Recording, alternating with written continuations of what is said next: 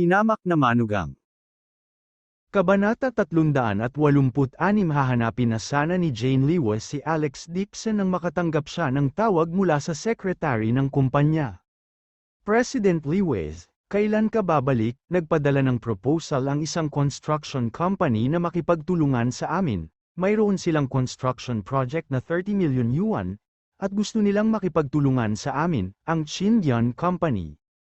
Napabuntong hininga si Jane Lewis, bigla siyang dumating sa Yan Capital at ngayon ay pinigilan ni Helena, hindi siya maaaring magmadaling bumalik sa kumpanya. Malamang na nakatambak na parang bundok ang mga usapin ng kumpanya. She said helplessly, nasaan ang kumpanya? Wala akong oras para bumalik ngayon, kaya tatawag muna ako para kausapin ang kabilang partido. It's a company from Yan Capital, nagmamadali daw sila sa project. Kung hindi natin mapag-usapan ngayon, maghanap sila ng ibang tao. Yan Capital, agad na sinabi ni Jane Lewis, nasa Yan Capital ako, nakakausap ko siya ng personal. Ang 30 milyon ay isang maliit na proyekto lamang para sa ibang construction company.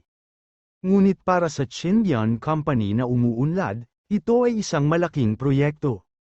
Hindi na nagsalita pa si Jane Lewis at dali-daling binuhat ang bag niya palabas ng kwarto. Paglabas pa lang niya ng pinto ay muntik na niyang mabangga si Helena na pumasok mula sa labas.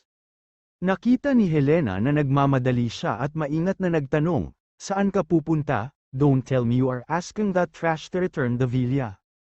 I am going to discuss the project, ngayon lang. May isang company na nagplano na makipagtulungan sa akin sa isang project na 30 million yuan, I will discuss it with Alex. Nakita mo ba siya?" 30 milyon, lumiwanag ang mga mata ni Helena at mabilis nitong sinabi, "Bakit mo gustong pag-usapan sa basurahan na yan? Masama lang ang alam niya, malaking halaga ito, sasamahan ka ni nanay." "Ma, hindi ka marunong magsalita tungkol sa negosyo," sabi ni Jane Lewis. "Bakit hindi ko alam, nagtitinda ng mga antik ang tatay mo sa tindahan niya, at tinutulungan ko siyang magbenta ng mga yon," confident na sabi ni Helena, "at saka, mas mabuti pang sumama ako sa iyo kaysa mag-isa." Nagpipigil pa rin siya ng galit at nagdesisyon na huwag nang madamay si Alex Dixon. Paano kung ang basurang ito ay nakikialam at ginulo ang 30 milyong proyektong ito? Ang kanyang anak na babae ay sinusuyo ngayon ng basurang ito, kung siya ay mawawala sa kanyang isip sa isang sandali at ibalik ang pera kay Alex Dixon, kung gayon ito ay isang malaking bagay.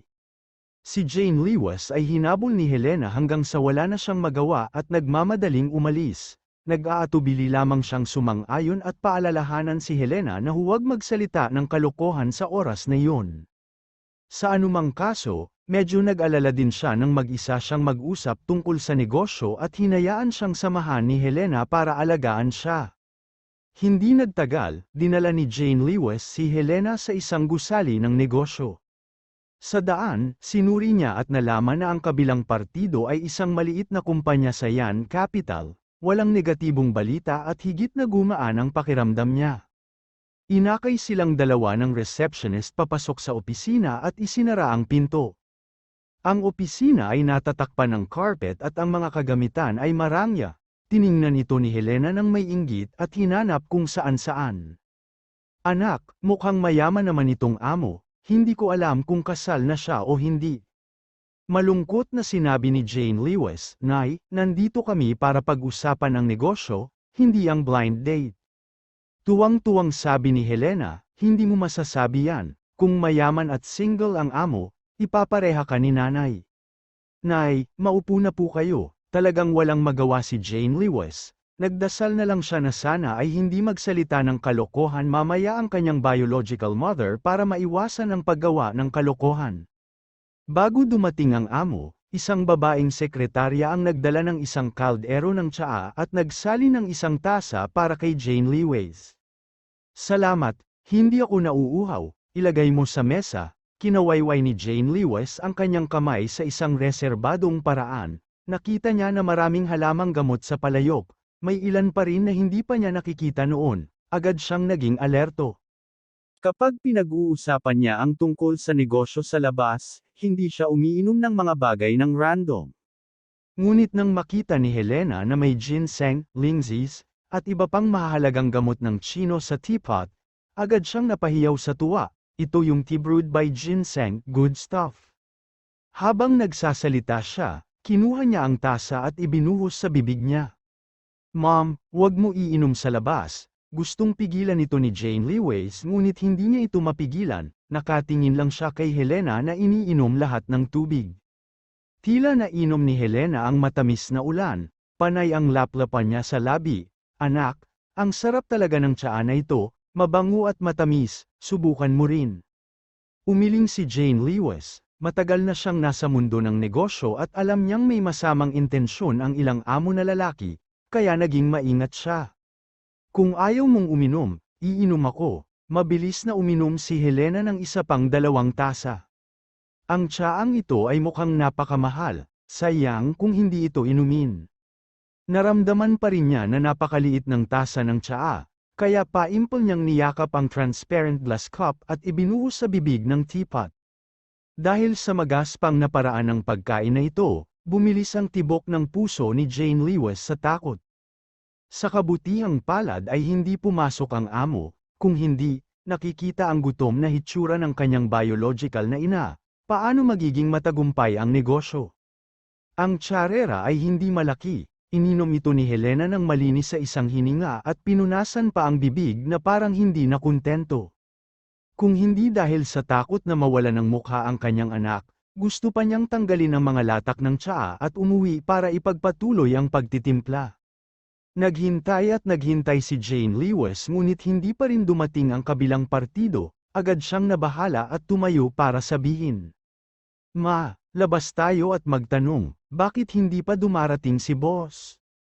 Pulang-pula ang mukha ni Helena at bumagsak sa sofa para makahinga, patuloy niyang pinunit ang kanyang damit at bamulong, bakit ang init? Nang makita niya ang mga mata ni Helena na diretsyong nakatingin sa kanya, agad na nagulat si Jane Lewis at nagmamadaling sumugod.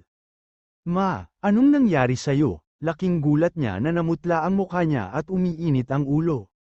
Nang makita ang ekspresyon ni Helena, alam niya kaagad na siya ay tinamaan. May mali sa pat ng tsaa na yun, nag-iinit ang buong katawan ni Helena at malabo na ang kanyang malay. Ginamit niya ang lahat ng kanyang lakas upang habarin ang kanyang mga damit at sinabi habang hinuhubad ang mga ito, ang init hanggang kamatayan. Hindi maayos ang kanyang damit, kung hindi dahil pinigilan siya ni Jane Lewis, huhubaran pa niya ang kanyang pantalon. Ma, alis na tayo dali, natarante si Jane Lewis habang buong lakas niyang hinayla si Helena. Sa sandaling ito, may narinig mula sa labas ng pinto ng opisina. Galit na lumingon si Jane Lewis at nakita ang taong pumasok ngunit agad ding natigilan. Nakita niya si Lu Yanggyo na nakatayo sa pintuan, nakatitig kay Helena na may parehong natulala na ekspresyon. Bakit ikaw? Galit at galit si Jane Lewis. Saway nito sa kanya sa matigas na boses. Anong nilagay mo sa tsaa? Paanong naging ganito ang nanay ko? Saglit na natigilan si Lu Yanggyo bago siya nakabawi at mabangis na sinabi, F***CK, ang gamot na maingat kong inihanda ay talagang nainom ng matandang bagay na ito. Anong gamot ang binigay mo sa nanay ko? Sa sobrang galit ni Jane Lewis ay nanginig ang buong katawan niya. Talagang hindi niya inaasahan na ang tinatawag na proyektong ito ay talagang isang bitag na itinakda ni Lu Yanggyo. Mapanuksong sinabi ni Lu Yanggyo, hindi mo man lang naiintindihan ito? Siyempre gamot yun para pasiglahin ng isang babae, malaki ang halaga ng kaldero ng gamot na ito sa akin, hanggat inumin ito ng babae, mapupuno ang kanyang isip ng naisip na gawin ang ganoong uri ng bagay sa isang lalaki. Paralisado na si Helena sa sofa. Hindi natatakpan ng kanyang damit ang kanyang katawan at puno ng butas ang kanyang pangit na anyo. Tiningnan ni Jane Lewis ang kaawa-awang hitsura ng kanyang biolohikal na ina at galit na naging berde ang mukha nito. She scolded in a stern voice, wala ka talagang kahihiyan, tatawag ako ng pulis ngayon din, ipapakulong talaga kita. Nang marinig niya ang salitang sa kulungan, kumislap ang mga mata ni Lu Yanggyo ng matinding liwanag. Mabilis siyang naglakad at kinuha ang phone ni Jane Lewis, itinulak niya ito ng malakas sa sofa at mabangis na sinabi, nasa kulungan, ang asawa mo ang naging dahilan ng pagkalugi ng aking pamilyang Lu at ipinakulong ang aking ama at kapatid. Aayusin ko ang puntos na ito sa iyong asawa. Kabanata 387 Buong lakas na nakipaglaban si Jane Lewis, sa takot. Habang nagpupumiglas siya ay dumulas pababa ang coat sa kanyang katawan, tumambad ang masikip na sando na suot niya.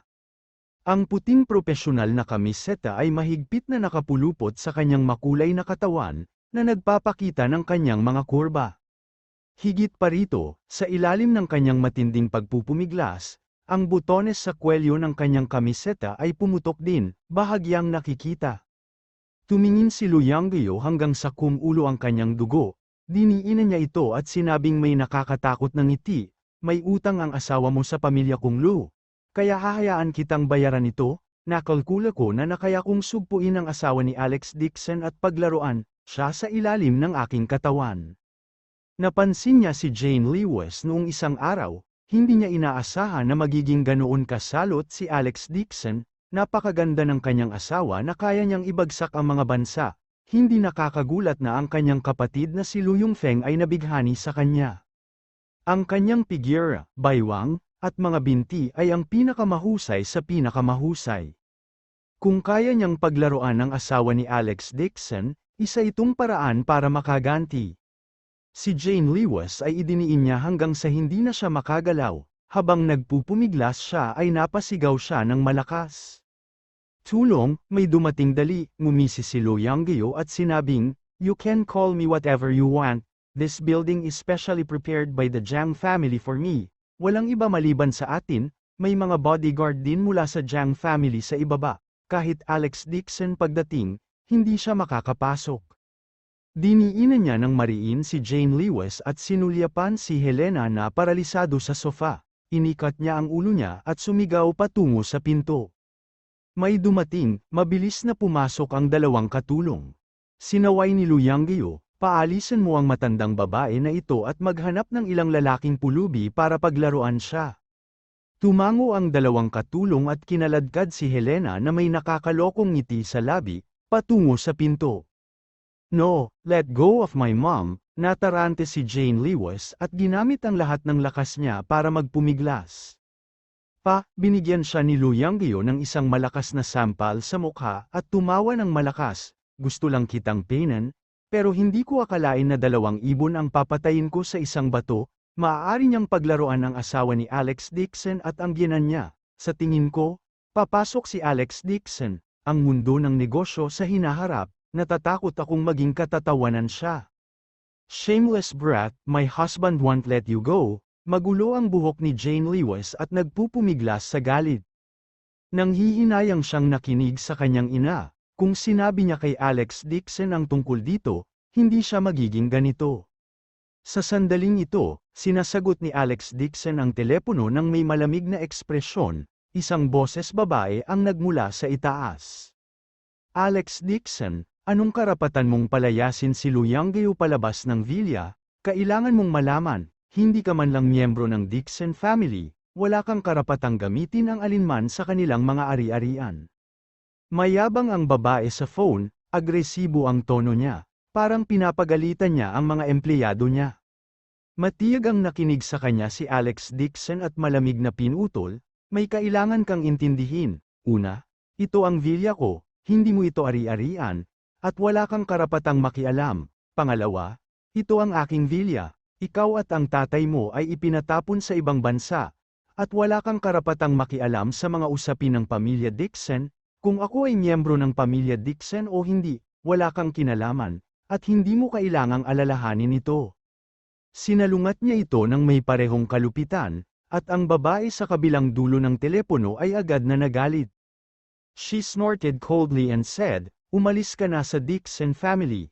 To put it bluntly, you have expelled from the family. If a person who has kicked out of the Dixon family is to say that I am not qualified, Alex Dixon, huwag mong isipin na nasa ibang bansa ako. Gusto mong kunin ang pagkakataong bumalik, babalik ako sa bansa sa loob ng 2 araw. Ito ay ganap na makatwiran, at ikaw ay isang inabandunang anak ng pamilya Dixon."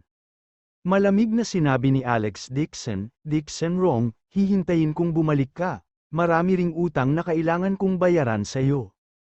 Mukhang galit na galit ang babae sa kabilang dulo ng telepono, bago pa siya matapos magsalita ay ibinaba na niya ang telepono. Ibinalik ni Alex Dixon ang telepono sa kanyang bulsa na may malamig na ekspresyon. Ang babaeng tumawag kanina ay ang kanyang pinsan, si Dixon Rong. Anak din siya ng kanyang tiyuhin na si Dixon Yulong. Bagamat si Dixon Yulong ay anak ng pamilya Dixon, siya ay isang anak sa labas. Siya ang bunga ng Dixon Old Master na umiinom ng sobra noon, pinalaki niya ito sa isang lasing na babae. Sa orihinal, ang pamilya Dixon ay nagbigay sa babae ng isang halaga ng pera upang maiwasan ang kanyang pagpapalaglag. Hindi niya inaasahan na makalipas ang 10 taon, ibabalik ng babae ang kanyang anak sa Dixon family. Nagkagulo ang pamilya Dixon, upang maiwasang malantad sa publiko ang mga pangit na mukha ng kanilang pamilya. Wala silang nagawa kundi kilalanin ang illegitimate child na ito. Inayos nila ang kanilang mag-ina na manatili sa panlabas na tirahan at ibinalita sa publiko na matagal na silang nakatira sa ibang bansa. Ang kanyang ama ay ang lehitimong tagapagmana ng pamilya Dixon, ngunit pagkatapos lumaki si Dixon Yulong, palagi niyang ipinaglalaban ang kanyang ama para sa kapangyarihan at mga benepisyo, kapwa sa bukas at sa dilim. Nang mamatay ang kanyang mga magulang sa isang aksidente sa sasakyan, naghinala ang matandang master na pinaglalaroan sila ni Dixon Yulong, ngunit wala siyang nakitang anumang ebidensya. Bukod dito, walang pakialam sina Dixon Yulong at kanyang ina sa namatay sa libing ng kanilang mga magulang, nagdulot sila ng malaking kaguluhan sa bulwagan ng pagluluksa at ipinaglaban ang posisyon ng kahalili ng pamilya Dixon. Kaya naman, pinalayas ng matandang master si Dixon Yulong at ang kanyang pamilya sa labas ng bansa dahil sa galit, binigyan niya sila ng ilang mga ari-arian upang hindi sila mamatay sa gutom at huwag pansinin ang mga ito.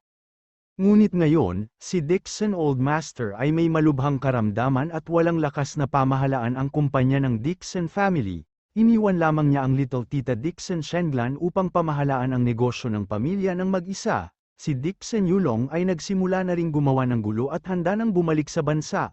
Ngunit pinigilan siya ni Little Tia at ipinag-utos na huwag nang bumalik. Hindi niya inaasahan na hindi pa bumabalik si Dixon Yulong. Sa halip, ang kanyang nakatatandang anak na babae na si Dixon Rong ay hindi na makapaghintay at talagang iniunat ang kanyang kamay ng napakatagal, na gustong puwersahang kunin ang kanyang vilya. Napakayabang talaga ng yabang na ito, hindi rin niya alam kung ano ang nangyayari sa kanyang tiya nitong ilang araw, pinayagan niya talaga si Dixon Rong na makialam sa mga gawain ng pamilya at binigay pa niya ang kanyang vilya kay Lu Yanggyo. Malungkot ang ekspresyon ni Alex Dixon, sa ngayon, hindi pa nakakabalik ng bansa ang kanyang tiyuhin, ngunit ang pamilya Dixon ay nagpapakita na ng mga palatandaan ng kaguluhan. Kaya lang, naipahayag na ni Dixon Rong ang kanyang ambisyon, kung bumalik si Dixon Yulong, marahil kahit ang kanyang tiyahin ay hindi na ito mapipigilan. Gayunpaman, hindi siya makabalik kaagad sa pamilya Dixon, tila maaari lamang siyang umasa sa Little Tia upang pamahalaan ang pangkalahatang sitwasyon sa ngayon. Buti na lang at hindi nakabalik si Dixon Yulong saglit. Kung hindi, kailangan niyang iwan ang kanyang asawa at bumalik sa Dixon clan. Sa sandaling ito, tumunog ang telepono ni Alex Dixon. Nang makita niyang tawag iyon ng bodyguard ni Renan ay agad niya itong sinagot. Ang mga taong ito ay ang mga bodyguard na inutusan niya kay Renan na magpadala ng ilang lalaki upang bantayan ang bawat kilos ni Lu Yanggyo sa Yan Capital. Isang magalang na boses ang nanggaling sa telepono, "Boss Dixon, sinunod namin ang utos mo at binantayan namin si Lu Yanggyo. Ngunit 10 minuto na ang nakalipas, nakita ko ang iyong asawa at biyenan na pumasok sa opisina ni Lu Yanggyo, hindi pa sila lumalabas." Ano? Nagdilim ang mukha ni Alex Dixon, at sinabi niya sa mabagsik na boses, "Nasaan siya? Pumasok ka at tingnan mo ang sitwasyon. Pupunta agad ako." Pagkatapos tumawag, sumakay si Alex Dixon sa kotse at mabilis na tumakbo patungo sa gusali ng opisina. Malungkot ang kanyang mukha, at pinaandar niya ang kotse sa pinakamabilis niyang makakaya. Hindi niya talaga maintindihan kung bakit gustong tumakbo ni Helena at ng kanyang asawa kay Lu Yanggyo. Ayon sa personalidad ng kanyang asawa, Tiyak na hindi siya makikipagtulungan kay Lu Yanggyo, natatakot siya na ang kanyang asawa ay nahulog sa isang bitag. Sa pag-iisip nito, naging mas malamig ang ekspresyon ni Alex Dixon, at ang kanyang mga mata ay napuno ng layunin ng pagpatay. Kung sino man ang nang-ahas na hawakan ang isang hibla ng buhok ng kanyang asawa, kahit sino pa ang kabilang partido, kailangan niyang magbayad ng mabigat na presyo. Kabanata 388. Buong lakas na pumiglas si Jane Lewis at buong lakas niyang hinawakan ang kanyang damit, tumanggi siyang sumuko kahit mamatay siya. Sa kabutihang palad, nakasuot siya ng isang pares ng propesyonal na pantalon ngayon at hindi ito maubad sa maikling panahon. Nakita ni Lu Yanggyo na namula ang kanyang magandang mukha, at lalo siyang natukso, hindi niya maiwasang yakapin siya. Gayunpaman, sinipa siya ni Jane Lewis ng buong lakas, maginhawa niyang kinuha ang tray sa mesa at binasag ito sa ulo niya. Napasigaw si Lu Yanggyo sa sakit at itinapon si Jane Lewis, agad na umagos ang daloy ng maruming dugo mula sa kanyang noo. Nakaramdam siya ng matinding sakit sa likod ng kanyang ulo, inabot niya at hinawakan ang dugo sa kamay niya. Ang mukha ni Lu Yanggyo ay biglang naging sobrang lamig at ang kanyang mga mata ay nagpakita ng isang mabangis na tingin habang siya ay nakatitig kay Jane Lewis.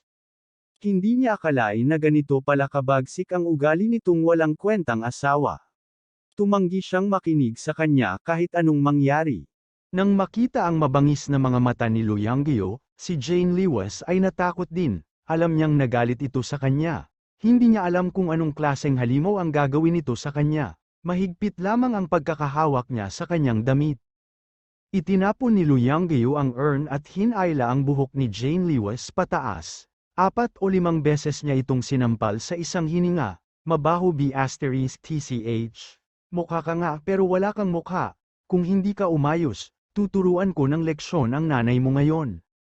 Pagkatapos niyang sabihin yon, lumingon siya sa labas ng opisina at mariing nag-utos, ipasok mo ang matandang babae. Pinalo ang maselang mukha ni Jane Lewis hanggang sa mamula at mamaga.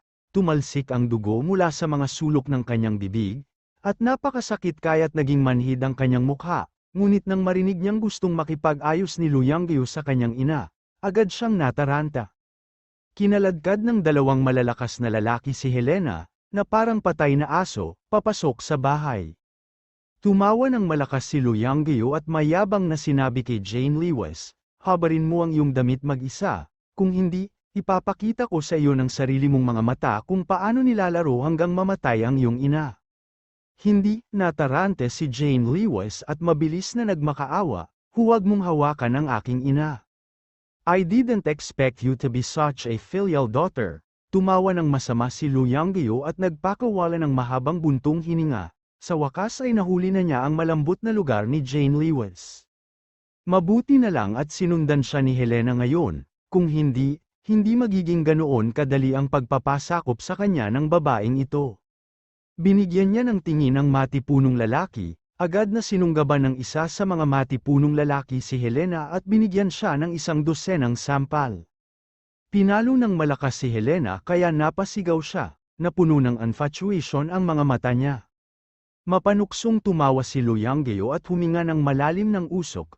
Tumingin siya kay Jane Lewis at sinabing, kita mo, ang gamot na ito ay ang natatanging lihim na race eta ni Creator Jiang, kahit natamaan mo ito, hindi ka nito gigisingnan, tanggalin mo na ang iyong damit, kung hindi, humph. Napatingin si Jane Lewis kay Helena na nawala ng malay at sa sobrang galit ay nanginig ang buong katawan, 2 agos ng malinaw na luha ang umagos mula sa kanyang mukha. Ang kanyang biological na ina ay binugbog ngunit wala siyang pagpipilian. Huwag kang ang magdabog, tanggalin mo agad, nakita ni Lu Yanggyo na hindi siya kumikibo at naiinip siyang gumawa ng kamay.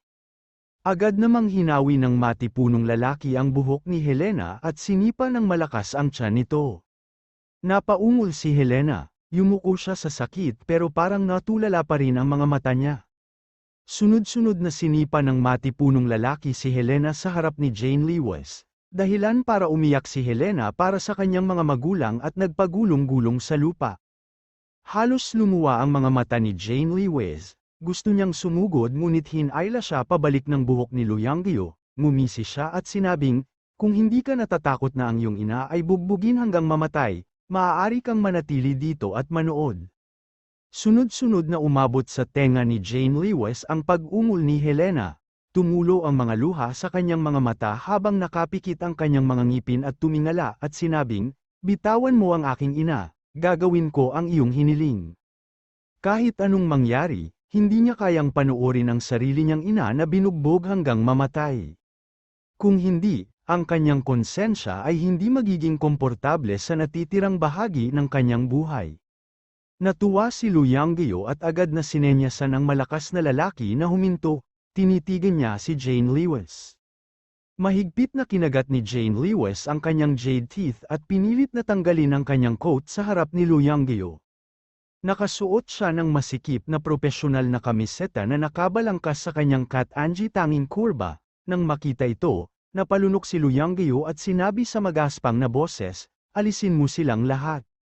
Nanginginig si Jane Lewis. Inabot niya ang kanyang kamay patungo sa butones at napilitang tanggalin ang isa.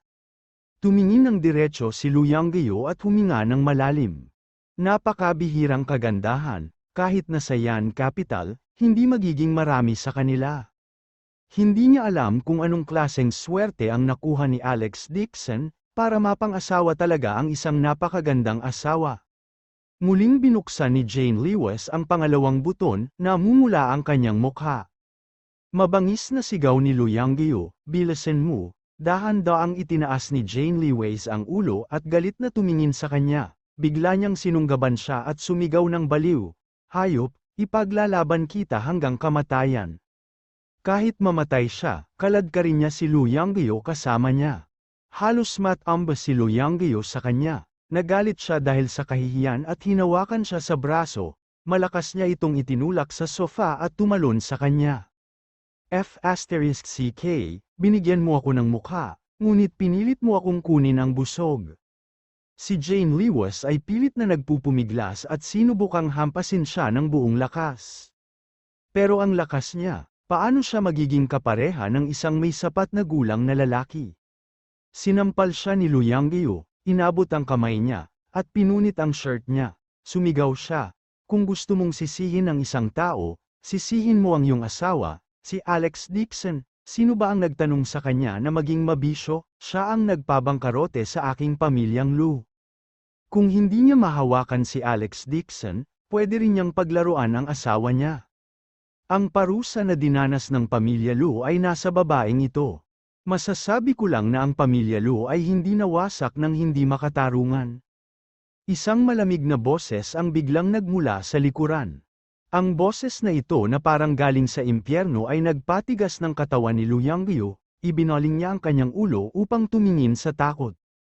Pero bago pa siya makakita ng malinaw, isang sapatos na pang-sports ang sumipa sa kanyang mukha.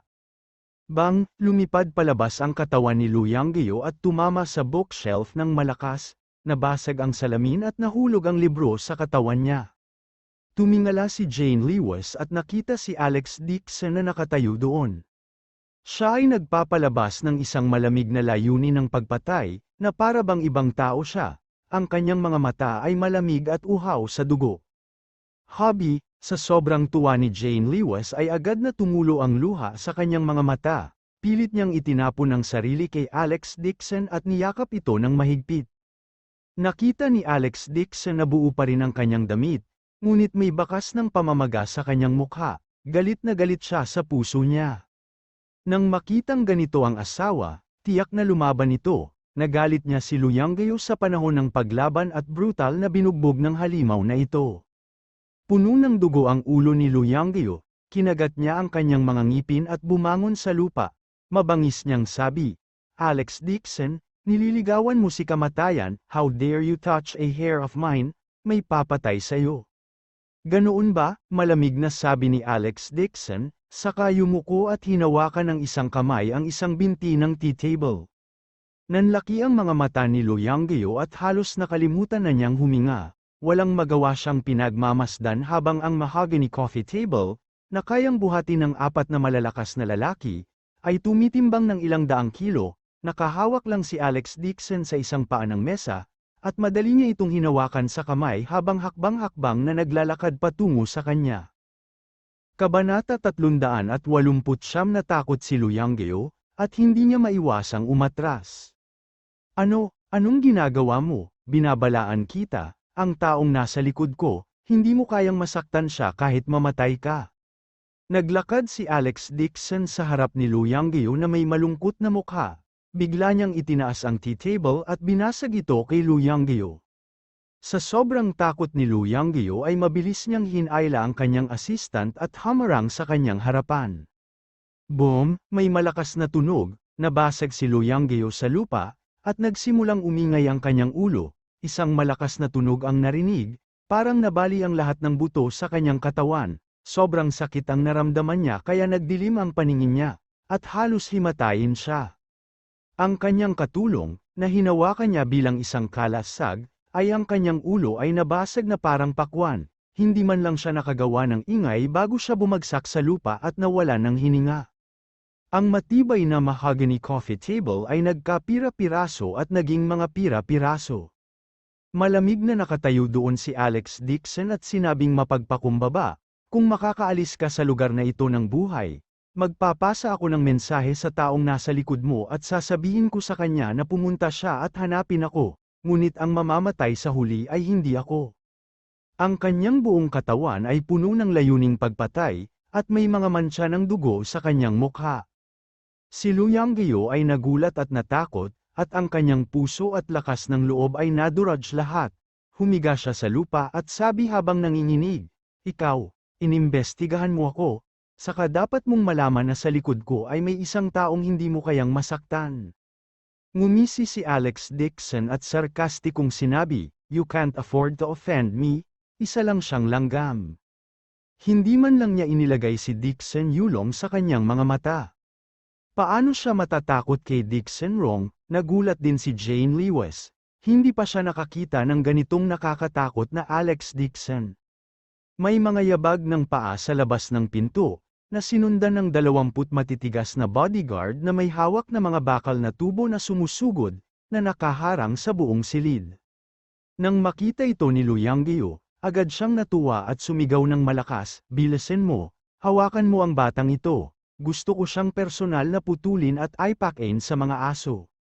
Ito ang gusali ng Jiang family. Ang mga bodyguard na ito ang mga taong hiniling niya kay Jiang Shuaimang, lahat sila ay mga bodyguard ng Jiang family. Nang makita nila ang sitwasyon, agad na naglabas ng kanilang mga armas ang 20 o higit pang bodyguard. Ang mga itim na muzzle ay nakatutok kay Alex Dixon mula sa lahat ng direksyon. Dahan-daang lumingon si Alex Dixon at sinulyapan ang karamihan, hindi nagbago ang ekspresyon niya. Laking gulat ni Jane Lewis na namutla ang kanyang mukha. Sumigaw siya, "Huwag gawin ito." Kinagat ni Lu Yanggeo ang kanyang mga ngipin at tinakpan ang kanyang dumudugong ulo. Tumayo siya at tumakbo papunta sa bodyguard. "Alex Dixon, papagalitan kita, ngayon? Kahit 3 ang ulo at 6 na braso mo, hindi ka makakatakas. Ngayon, maghihiganti ako para sa Lu family." Duguan ang mga mata niya. Lumapit siya sa gilid ng isa sa mga bodyguard, hinawakan ito, at mabangis na hinayla ang gatilyo kay Alex Dixon. Sa isang matalim na tunog, lumabas ang bala mula sa bar aisles. Si Alex Dixon ay hindi makaiwas sa oras, at ang kanyang puso ay tinusok. Napaiyak si Jane Lewis sa kawalan ng pag-asa. Si Lu Yanggeo ay tumawa ng malakas, at ang kanyang mapagmataas na tawa ay umalingaungaw sa silid na parang baliw. "Hahaha, Alex Dixon, pagkatapos mong mamatay, sisirain ko ang bangkay mo at ipapakain sa mga aso, papatayin ko rin ang asawa at biyenan mo." Ibinagsak ni Jane Lewis ang sarili sa lupa at umiyak ng malakas. Sa sandaling ito, ang hindi gumagalaw na si Alex Dixon ay biglang nag-angat ng ulo at nanunuya, "Di ba sabi ko noon, ang namatay sa huli ay tiyak na hindi ako." Biglang tumigil ang tawa ni Lu Yanggeo, at agad siyang natigilan. Nagulat din ang grupo ng mga bodyguard hanggang sa namamanhid ang kanilang anit, at bakas sa mukha nila ang takot. Sa ilang nakakatakot na tingin, kumilos si Alex Dixon na parang walang nangyari. Yumuko siya at pinulot ang isang bala ng bakal mula sa lupa, at sarkastikong sinabi, sa tingin mo ba ay makakasakit sa akin ang bagay na ito? Ang ganitong uri ng ordinaryong bala ng metal ay isang nakamamatay na sandata para sa mga ordinaryong tao, ngunit para sa kanya, para siyang binasag ng maliit na bato. Matagal na siyang pumasok sa yugto ng Foundation Establishment at kayang kontrolin ang espiritu ng enerhiya sa loob ng kanyang katawan upang bumuo ng isang hadlang sa paligid ng kanyang katawan. Ito ay hindi masusugatan at maging ang bala ng bakal ay hindi makalusot dito at direktang bumagsak sa lupa. Kung talagang gusto siyang saktan ni Lu Yangyu, kailangan niyang itaboy ang tangke, gayunpaman, limitado lamang ito sa bahagyang pananakit sa kanya. Namumutla ang grupo ng mga bodyguard habang nakatingin kay Alex Dixon sa takot. Ang ilan sa kanila ay nagsimulang manginig. Sino ba talaga ang taong ito? Siya ay hindi masusugatan sa mga espada at sibat. Namutla ang mukha ni Lu Yangyu, at napabuntong hininga siya sa takot. Hindi siya makapaniwala sa nangyayari sa harapan niya. Paano ito naging posible? Halimaw ba itong si Dixon? Puno pa rin ng luha ang mukha ni Jane Lewis, sa sobrang gulat niya ay hindi siya makapagsalita, blanko ang isip niya. Ang asawa niya talaga, napakalakas. Itinaas ni Alex Dixon ang kanyang ulo at malamig na tumingin sa karamihan. Ang malakas na hangarin sa pagpatay ay tumawid sa isang iglap. Nanginginig sa takot ang grupo ng mga bodyguard. Alam ng lahat na hanggat umatake ang taong ito, walang sinuman sa kanila ang makakaligtas. Gusto ng kabilang partido ang kanilang buhay, walang pinagkaiba sa pagkurot ng langgam hanggang mamatay. Plop, isa sa mga bodyguard ang unang bumagsak, lumuhad sa lupa at nagmamakaawa habang nanginginig. Ikaw dapat si Master Dixon, di ba? Bodyguard ako ng Jiang family. Nakita minsan sa Jiang family, ako, inutusan ako ni Jiang Shuaimeng na pumunta at protektahan si Lu Yangyu. Nakikiusap ako kay Master Dixon na iligtas ang buhay kong aso para sa kapakanan ng Jiang family. Bahagyang kumunat ang noo ni Alex Dixon, hindi niya inaasahan na ang mga bodyguard na ito ay mula sa Jiang family. Sa pangunguna nitong bodyguard, tuluyang nagising sa panaginip ang mga bodyguard na nasa likuran niya, nagsisiksikan silang lumuhad sa lupa at desperadong yumuko para humingi ng awa. Malamig ang mukha ni Alex Dixon habang nagtanong, hinihiling ka ba ni Jiang Shuaimeng na sumama? Please spare us, Master Dixon, sumusunod lang kami sa utos, kung alam namin na gusto ni Jiang Shuaimeng na harapin namin si Master Dixon, hindi kami maglalakas loob na sumama kahit 10 lakas ng loob. Master Dixon, ang iyong husay sa chi ay pambihira, nakita ko ang pagtrato mo sa matandang master sa Jiang family, at lubos kitang hinahangaan, mangyaring iligtas ang aming mga asong buhay. Great Master, hindi kita nakilala ngayon, kung alam kong nandito ka, hindi ako maglalakas loob na salakayin ka. Ang grupo ng mga bodyguard ay desperadong yumuko at humingi ng awa, natakot na sila sa labas ng kanilang talino. Kumunat ang noo ni Alex Dixon, hindi niya inaasahan na ang mga bodyguard na ito ay mula sa Jiang family. Tsaka ngayon lang nakaharap sa kanila ang likod niya, hindi rin alam ng mga taong ito ang tungkol dito. Malamig niyang sinabi, hindi ako master ng Qigong, ordinaryong tao lang ako, huwag mong banggitin sa mga tagalabas ang usapin ngayon, get lost. Laking pasasalamat ng 20 o higit pang bodyguard na hindi man lang sila naglakas loob na tumayo, lumuhad sila sa lupa at gumapang palabas ng pinto. Wala pang 5 minuto ay muling tumahimik ang silid, si Helena lang ang nakahandusay pa rin sa lupa, walang tigil na sumisigaw. Si Lu Yangyu ay bumalik sa kanyang katinoan, ang kanyang buong katawan ay napapalibutan ng takot. Ang mga bodyguard ng Jiang family ay pangalawa lamang sa Imperial Guards ng Dixon family sa Yan capital, wala silang magagawa kay Alex Dixon ng ganun-ganun lang. Nakakakilabot talaga ang lalaking nasa harapan niya. Si Lu Yangyu ay ganap na nataranta, alam niyang kapag wala siyang gagawin, tiyak na mamamatay siya sa mga kamay ni Alex Dixon. Nang makita niyang binitawan ni Alex Dixon ang mga bodyguard ng Jiang family, naisip niya na natatakot siya kay Jiang Shuaimeng, Agad siyang sumigaw ng hysterical, Alex Dixon, isa akong espesyal na eksperto na inimbitahan ng National Clinic, pinahahalagahan ako ng Creator Jiang, kung maglakas loob kang patayin ako, hindi ka pakakawala ni Jiang Shuaimeng. Kabanata 300 Jiang Shuaimeng, ano ito? Ngumisi si Alex Dixon, isa lang itong aso na nakaluhod sa ilalim ng kanyang mga paa. Naglakad siya pasulong na may taimtim na mukha, hinawakan ang binti ni Lu Yanggyo, at kinaladkad siya palabas ng bahay. Ngunit dahil binanggit ni Lu Yanggyo si Jiang Shuaimeng, may kinalaman ito sa kanya. Nais niyang maglakbay sa National Clinic, habang naglalakad si Alex Dixon, tinawagan niya si Renan at hiniling sa kanya na magpadala ng ilang bodyguard para pauwiin sina Jane Lewis at Helena. Asawa, may magpapauwi sa'yo sa lalong madaling panahon. Pupunta ako at hahanapin si Jiang Shuaimeng para harapin siya. Bumalik sa katinoan si Jane Lewis at tumawag, Alex Dixon, huwag kang gumawa ng anuman sa mga tao ng Jiang family. Don't worry, alam ko na ang gagawin. May halong damdamin si Jane Lewis. Tumingin siya kay Alex Dixon na hinihila ang kalahating patay na si Lu Yanggyo patungo sa pinto. Bigla niyang naramdaman na medyo kakaiba si Alex Dixon na parang hindi niya kilala ang asawa. Kahit siya ay hindi alam na ang gongchi ni Alex Dixon ay talagang umabot sa ganoong yugto. Narinig nga ni Jane Lewis ang bulong-bulungan na ang mga Panginoon ng gongchi ay hindi masasaktan. Ngunit hindi niya akalain na ang unang pagkakataon na personal niyang makita ang mga Panginoon ng gongchi ay ang kanyang asawa. Biyernes noon, ang mga pasyente ng National Clinic ay nakaimpake sa pangunahing bulwagan, pumipila upang magpatingin sa doktor. Ngunit sa sandaling ito, nagkaroon ng kaguluhan sa pintuan. Kinaladkad ng isang binata ang kanang paa ng isa pang lalaki at naglakad papasok mula sa pinto nang nakataas ang ulo. Ang anyong tao na kinaladkad niya ay nasa bingit na ng kamatayan, nag-iwan ng madugong bakas sa lupa.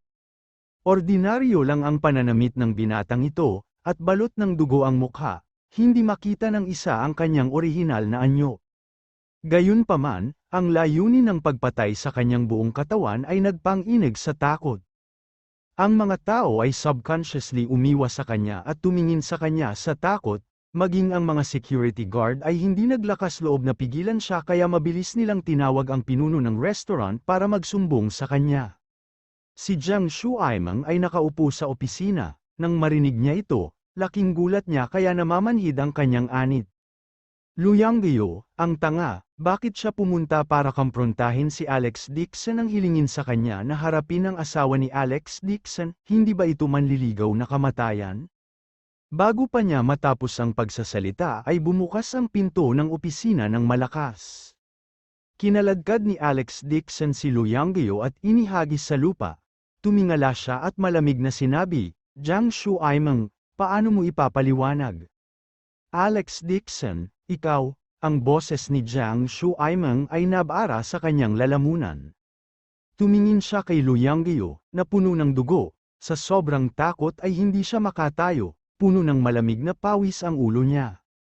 Nagkunwaring kalmado si Jiang Shuaimeng at galit na sinabi, Alex Dixon, ito ang National Clinic, hindi ka maaaring maging walang pakundangan dito, bilisan mo at bitawan mo si Lu Yanggyo, at umalis ka ng mag-isa. Hindi ko nahahabulin ang bagay na ito, higit pa. Imbestigahan, nakakatuwa si Alex Dixon, ang creator na ito na nagpapanggap na matuwid ay nakikipagsabwatan kay Lu Yanggyo, hanggang ngayon, nagpanggap pa rin siyang matuwid. Ngumisi si Alex Dixon at tinapakan ang braso ni Lu Yanggyo, malamig niyang saway, di ba sinabi mo lang na poprotektahan ka ni Jiang Shuaimeng? Sa malutong na tunog, nabali ang braso ni Lu Yanggyo. Napasigaw siya sa sakit. Creator Jiang, iligtas mo ako, mabilis na kumuha ng makakahuli nitong Dixon, ikaw ay miyembro ng Jiang family, hindi siya mangangahas na saktan ka. Sinaway ni Jiang Shuaimeng, Alex Dixon, tumigil ka na. How dare a man who is begging for mercy under my feet order me? Malamig na ngumiti si Alex Dixon, sa harap ni Jiang Shuaimeng, muli niyang inihakbang ang kanyang paa at nabali ang kabilang braso ni Lu Yanggyo. Napasigaw si Lu Yangyu sa sakit at halos himatayin sa sakit. Natakot si Jiang Shuaimeng, hindi niya inaasahan na hindi siya seseryosohin ni Alex Dixon, tumingala siya at pilit nang umiti. Alex Dixon, wala itong kinalaman sa akin, magagawa mo ang lahat ng gusto mo kay Lu Yangyu. Nagulat si Lu Yangyu, pilit niyang binubuksan ang namamagang talukap. Akala niya ay iligtas ni Jiang Shuaimeng ang kanyang buhay. Ngunit hindi niya inaasahan na gustong tumakas ng lalaking ito ni Jiang. Paus niyang sigaw, Creator Jiang, ikaw ang nagbigay sa akin ng mga mungkahi at plano, hiniling mo sa akin na ay patungko ang kamay ko sa asawa at mga kamag-anak ni Alex Dixon, inayos mo rin ang mga tao para sa akin upang may patungko ang aking mga kamay kay Alex ang pamilya ni Dixon, ngayon ay lumalaban ka na sa akin. Baliw ka pala, gulong-gulo ang isip ni Jiang Shuaimeng. Agad siyang sumigaw ng galit, ako ang direktor ng National Clinic. Kailan ko pa nasabi ang mga ganoong bagay? Ngayong tinanggal ko na ang iyong pagkakakilanlan bilang isang eksperto, hindi ka na miyembro ng National Clinic. Galit na galit si Lu Yangyu na malapit nang sumabog ang kanyang baga, ginamit siya ng lalaking ito na may apelyidong Jiang bilang sandata, at itinapon lang niya ito pagkatapos gamitin. Jiang Shuaimeng, walang hiyakang aso. Si Jiang Shuaimeng ay pawis na pawis, itinapon niya si Lu Yangyu, pagkatapos ay itinaas ang kanyang ulo at sinabi kay Alex Dixon, ikaw, huwag kang pumunta rito, ako ang ikaapat na tiyo ni Jiang Handong, iligtas kita.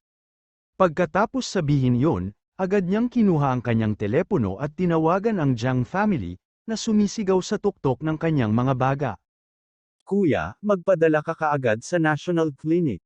Gusto akong patayin ni Alex Dixon. Pagkatapos sabihin yon, sinigawan niya si Alex Dixon, malapit nang dumating ang mga bantay ng pamilya Jiang, kung gusto mong mabuhay, magwala ka. Ngumisi si Alex Dixon at sinipa si Lu Yangyu, na nakahandusay sa lupa, umupo siya sa upuan at malamig na sinabi, hihintayin ko si Jiang Wei na magpaliwanag. Walang takot si Jiang Shuaimeng nang marinig niyang tinawag ni Alex Dixon ang kanyang nakatatandang kapatid sa kanyang pangalan, mabangis niyang sinabi, huwag mong isipin na maaari kang kumilos ng mayabang sa harap ng pamilya Jiang dahil lang sa napagaling mo ang aking ama. Sabihin ko sa iyo, wala ka sa yan capital, wala ka. Ganoon ba? Nagtaas ng kilay si Alex Dixon at nag-cross legs. Pagkatapos ay tinawag niya ang Imperial Guards ng pamilya Dixon at sinabing walang pakialam. Wow, magpadala ka ng mga lalaki, kailangan ko sila, mag-ingat ka sa pagiging low profile, huwag masyadong palakihin tulad noong nakaraan, huwag gumamit ng fighter jet, huwag mo ring gamitin ng motorcade, magpadala lang ng 100, sapat na ang mga tao. Nang marinig ang tawag ni Alex Dixon, hindi napigilan ni Jiang Shuaimeng na matawa. Alex Dixon, sa tingin mo ba ay bagay ka? Ibalik mo ang armada, nag-iinarte ka ba sa telebisyon o sa isang pelikula? Bigyan mo ako ng 100 tao? Ikaw ba ay trying to scare me? Let me tell you, hindi ako natatakot. Anong biro, isang bansang bumpkin na pumupunta sa isang lugar tulad ng Yan capital upang kumilos ng cool. Sinusubukan ba niyang patawanin ang mga tao? Makalipas ang kalahating oras, huminto ang 12-dosenang itim na luxury car sa pasukan ng National Clinic. Malamig ang ekspresyon ni Jiang Wei. Tinulungan niya ang isang matandang ginang na lumabas ng sasakyan, na sinundan ng isang malaking grupo ng mga bodyguard ng Jiang family.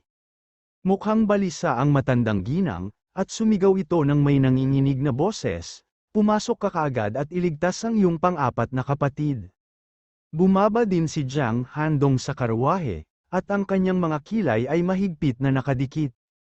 Nang matanggap ng Jiang family ang tawag ng fourth uncle para sa tulong ngayon, ito ay biglang nagkagulo. Hindi niya akalain na ang fourth uncle ay pupunta at mag-provoke muli kay Alex Dixon, at magdudulot pa ng malaking gulo. Sabik na protektahan ni Old Lady Jiang ang kanyang anak, kaya agad niyang tinawagan ang pamilya Jiang at nagmadaling pumunta sa National Clinic. Nasa likod bahay ang opisina ni Jiang Shuaimeng. Ang grupo ng mga tao ay sumugod sa likod bahay, at nang sila ay papasok na, napagtanto nila na ang looban ay puno ng black man, siya ay nakasuot ng maskara, at mayroong hindi bababa sa 50 hanggang 60 sa kanila. Sumigaw si Jiang Wei, "Lumabi ka, tumabi ka," gayunpaman, ang black man, na nasa bakuran, ay hindi gumagalaw. Malamig na sinabi ng isa sa black man, "Mr. Dixon are handling some matters in the office, he instructed that no one is allowed to enter." Agad na nagalit si Jiang Wei. Sinabi niya sa isang mahigpit na boses, "Kami ang Jiang family ng Yan Capital, kung hindi ka gagawa ng paraan para sa amin, huwag mo akong sisihin sa pagiging impolite." Abangan ang susunod na kabanata.